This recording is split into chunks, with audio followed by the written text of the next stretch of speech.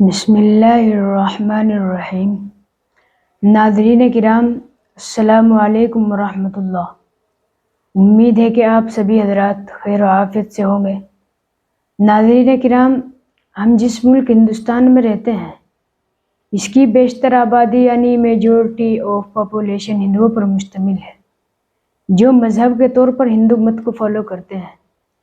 اس لیے ہم ہندوستانی مسلمانوں کو اظہار یکجہتی اور بین المذاہب ہم آہنگی کے ساتھ ساتھ دعوت کے پوائنٹ آف ویو سے بھی جاننا چاہیے کہ ہمارے ملک کی اتنی بڑی اکثریت جس مذہب کو فالو کرتی ہے، اس مذہب کی بنیادیں کیا ہیں، اس کا بیک گراؤنڈ کیا ہے، اس کی کیا مانیتائیں ہیں۔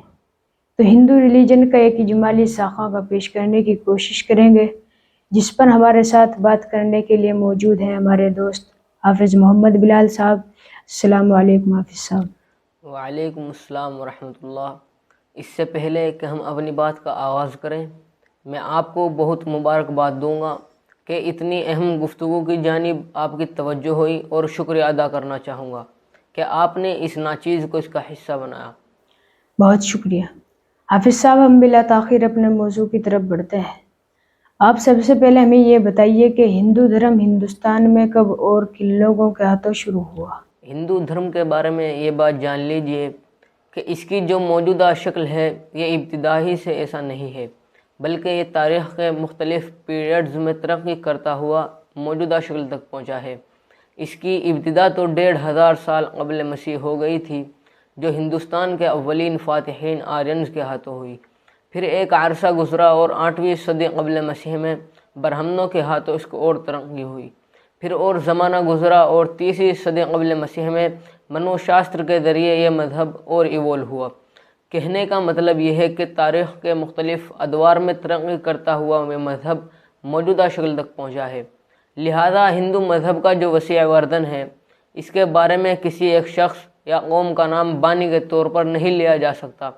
تاہم اتنی بات ضرور کہی جا سکتی ہے کہ آرینز ایران سے ہو کر جب ہندوستان پہنچے اور یہاں کے کچھ قبائلوں سے ان کا اختلاط ہوا، تو اس اختلاط سے ہندو مذہب ایک دین کی شکل میں ظاہر ہوا، جس میں وہ لوگ گائے اور اپنا اجداد کی پرستش کیا کرتے تھے۔ بہت خوب۔ یہ تو حافظ صاحب آپ نے ہمیں ہندو مذہب کی ابتدا اور ارتقاء کے بارے میں بتایا۔ میں چاہتا ہوں کہ آپ ہمیں یہ بھی بتائیے کہ ہندو مت کی کتابیں کون کون سی ہیں، اور ساتھ یہ بھی بتائیے گا کہ کون سی کتاب اپنے اندر کیا کنٹینٹ رکھتی ہے۔ ہندو مذہب کی بہت سی کتابیں ہیں جو الگ الگ کانٹینٹ پر مشتمل ہے۔ مثلا ویدا ہے، جس میں آپ آرینز کا لائف اسٹائل پڑھ سکیں گے، وہ کیسے سمپل اپروچ سے فلاسفیکل کانشنس تک پہنچے، اور کیسے اس مذہب کا خدا ترقی کرتے کرتے وحدت الوجود تک پہنچ گیا۔ ویدا میں آپ یہ سب کچھ دیکھ سکتے ہیں۔ بنیادی طور پر ویدا 4 کتابوں کا مجموعہ ہے۔ نمبر 1 رگ ویدا، جس میں اندر، اگنی، سوریہ دیوتا کا تذکرہ ہے۔ نمبر 2 یجروید، جس کو پنڈت لوگ چڑھاوے کے وقت پڑھتے ہیں۔ نمبر 3 سام وید، جس کو ہندو پوجا ارچنا کے وقت پڑھتے ہیں۔ نمبر 4 اتھروید، جس میں تعویذ گنڈوں کے طور پر کچھ منتر شیطانوں کو دور کرنے کے لیے لکھے ہوئے ہیں۔ پھر جیسا کہ میں نے پہلے بھی عرض کیا، 30ویں صدی قبل مسیح میں منو شاستر لکھا گیا، جس میں ان ویدوں میں جو اصول لکھے ہوئے ہیں ان کی شرح و وضاحت کی گئی ہے۔ اچھا، کچھ کتابیں ہندو مذہب میں اور بھی ہیں جو بہت معروف ہیں، جیسے مہابھارت ہے، گیتا ہے، رامائن ہے، ان کا کیا قصہ ہے؟ یہ جن کتابوں کا آپ نے نام لیا ہے، یہ اصلاً ہندو مذہب کی جو بڑی شخصیات ہیں جن کو انہوں نے خدائی مرتبے تک پہنچا دیا۔ یہ کتابیں ان کی زندگیوں کا، شاہانہ جنگوں کا اور افکار و نظریات کا تاریخی ریکارڈ ہے، جس میں ہندو مذہب کی بڑی بڑی شخصیات کا تاریخی تذکرہ ہے۔ ٹھیک۔ اچھا، یہ بھی بتائیے کہ ہندو مت میں خدا کا کیا کانسیپٹ ہے؟ یعنی اتنی بات تو معلوم و معروف ہے کہ مذہب شرک پر کھڑا ہے، لیکن کیا اس میں کہیں توحید کی آمیزش بھی موجود ہے؟ خدا کے متعلق ہندو مذہب میں بے انتہا تصورات موجود ہے۔ اس میں جہاں 33 کروڑ دیوی دیوتاؤں کا تصور ہے، وہیں برہما، وشنو اور شفا کی تثلیث بھی مل جائے گی۔ حتیٰ کہ اس میں گاڈ آف گاڈز یعنی رب الارباب کا تصور بھی مل جائے گا، جسے وہ خداؤں کا خدا اور پرمیشور کہہ کر پکارتے ہیں، جس سے پتہ چلتا ہے کہ کہیں نہ کہیں یہ سفر توحید سے شروع ہوا تھا، بعد میں چل کر معاملہ تثلیث، شرک اور وحدت الوجود تک پہنچ گیا۔ حتیٰ کہ خدا کرشنا نامی انسان کے اندر حلول کر گیا۔ چلیے واضح ہوئی بات۔ اب یہ سمجھائیے کہ ہندو معاشرے میں جو طبقات اور کلاسز پائی جاتی ہے، برہمن، کاشتر، شودر، یہ کیا چکر ہے؟ ذرا تفصیل سے بتائیے۔ یہ جن طبقات کا آپ نے ذکر کیا ہے، یہ ہندوؤں کے عقیدے کے مطابق خدا کے بنائے ہوئے طبقے ہیں جن کو کوئی نہیں مٹا سکتا۔ چنانچہ وہ برہمن کو سب سے اونچا طبقہ مانتے ہیں کیونکہ وہ برہما خدا کے منہ سے پیدا ہوئے ہیں، اس لیے یہی طبقہ پنڈت بنے گا، یہی جج بنے گا اور یہی شادی بیاہ اور وفات کی رسومات ادا کرائے گا۔ ان کے بعد کاشر کا درجہ ہے کیونکہ خدا نے ان کو اپنی بازو سے پیدا کیا ہے، اس لیے یہی لوگ علم پڑھیں گے، چڑھاوا چڑھائیں گے اور یہی لوگ ہتھیار اٹھا کر فوج خدمات انجام دیں گے۔ تیسرا درجہ ویش کا ہے کیونکہ خدا نے ان کو اپنی ران سے پیدا کیا ہے، اس لیے یہی لوگ کھیتی باڑی کریں گے، مال و دولت جمع کریں گے اور اپنے دھرم کے کاموں میں خیرات کریں گے۔ اور ہندوؤں کے مطابق سب سے نچلا طبقہ شودر کا ہے کیونکہ خدا نے ان کو اپنے پیر سے پیدا کیا ہے، اس لیے یہ اپنے لیے کوئی شریف پیشہ اختیار نہیں کر سکتے۔ ان کا کام یہ ہے کہ یہ کوئی حقیر پیشہ اختیار کریں اور اوپر کی تینوں ذاتوں کی خدمت کریں۔ اوہ، اللہ حفاظت فرمائے۔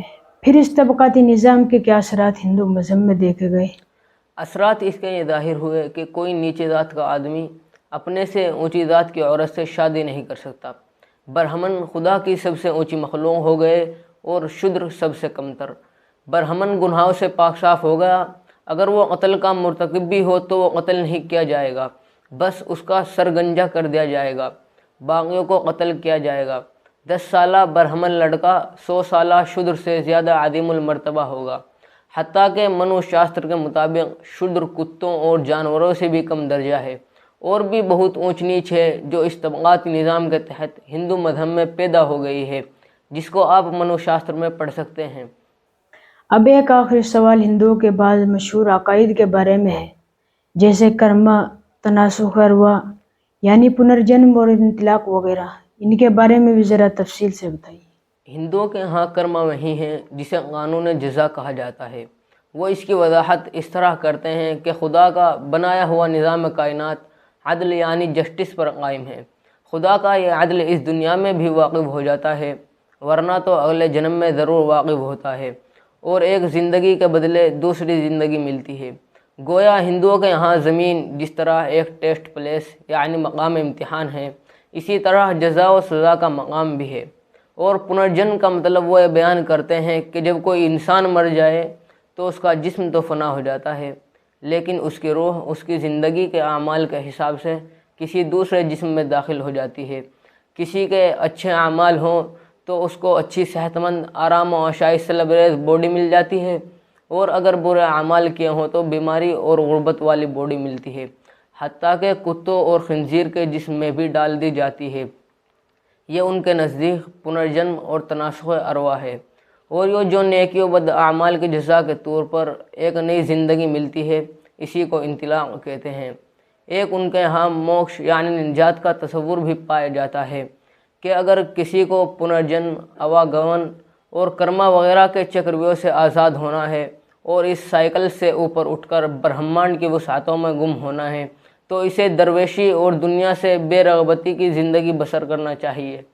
جو شخص دنیا کے تکلفات سے الگ تھلگ ہو کر دھیان مگن زندگی گزارے گا تو اس کے مرنے کے بعد اس کی روح برہما کے ساتھ مل جائے گی اور وہ پنرجنم کے چکروں سے نکل کر بے قرار ہو جائے گا، اسی کو وہ موکش کہتے ہیں۔